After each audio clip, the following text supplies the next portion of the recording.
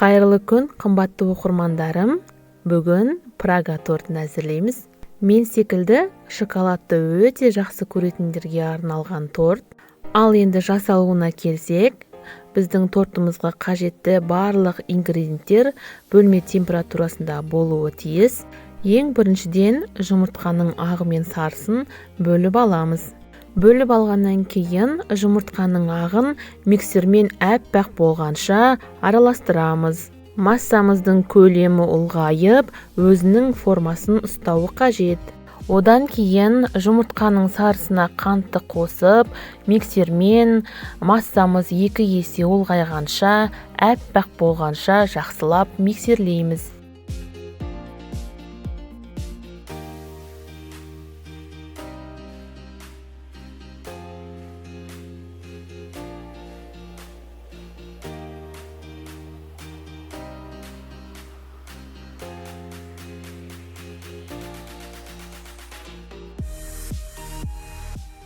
Содан кейін дайын болған жұмыртқаның сары уыз массасына ақ уызымызды қосып, лопатканың көмегімен жоғарыдан төмен қарай жақсылап араластырамыз. Біздің ақ уыз массамыз отырып қалмауы тиіс, сондықтан массамызды бір қалыпты болғанша араластыру қажет емес.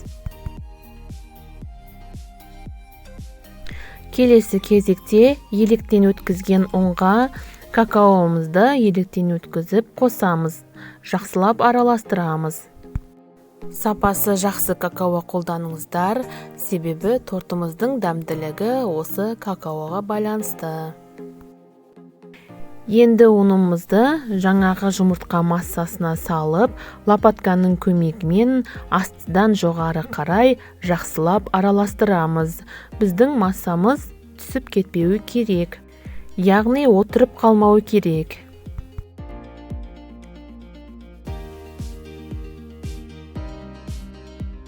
Одан кейін бөлме температурасындағы сары майды микроволновкада ертіп аламыз.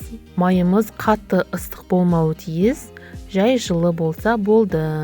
Содан кейін оны бисквитімізге қосып, жақсылап араластырамыз да, дайындап қойған формамызға құйып, 180 градуста 30-35 минут пісіріп аламыз. Бисквитіміз піскеннен кейін бөлме температурасында суытамыз.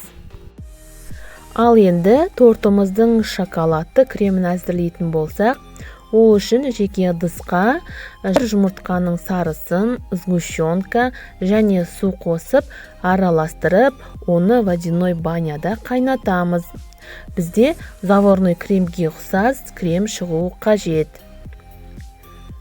Креміміз дайын болғаннан кейін оны суытып қоямыз.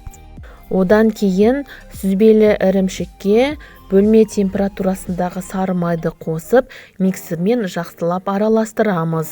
Негізі бұл торттың кремі тек сары маймен ғана жасалады. Мен осы жолы сүзбелі ірімшік қосып жасадым. Өте дәмді болды.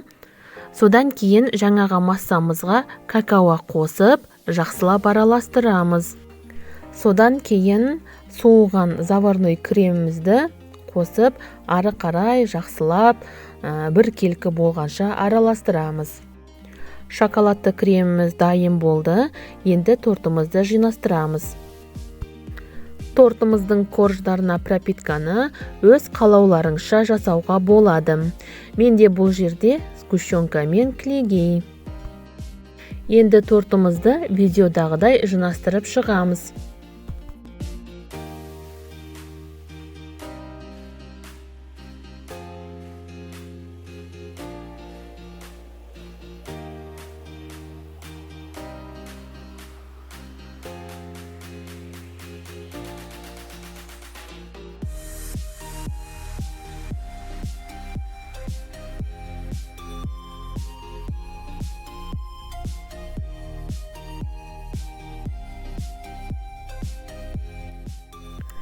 Соңғы коржымыздың үстіне өрік жемін жағамыз.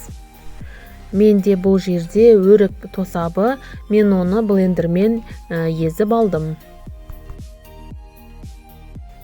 Келесі кезекте тортымыздың бетіне ганаш әзірлейміз. Ол үшін микроволновкада шоколад пен сары майды ертіп аламыз. Жақсылап араластырып, біркелкі болғаннан кейін тортымыздың бетіне құйып, тегістеп, жақсылап, өзіміздің қалауымызша әсемдейміз. Мінекей, біздің мега шоколадты тортымыз дайын. Енді осыны холодильникке бірнеше сағатқа қойып қоямыз. Біздің креміміз корждарға жақсылап сіңуі үшін. Аяқ асты қонақ келер кезде қолда бар заттармен өте оңай әрі тез дайындалатын торттың бірі. Жасап көріңіздер, ас болсын.